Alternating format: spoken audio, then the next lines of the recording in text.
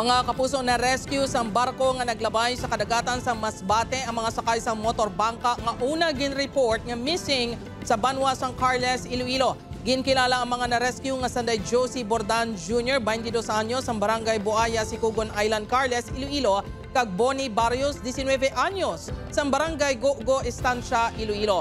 Sunod sa Philippine Coast Guard, Carles, Iloilo Substation, nagpadulong ang duha sa Cabugao Island agud magkuha sang kasag nga ibaligya kuntani. Apang wala na sila nakabalik halin pa sang Oktubre 22. Kahapon sang hapon na rescue man ang 3 kasakay sang isa pa ka nagkapan nga bangka.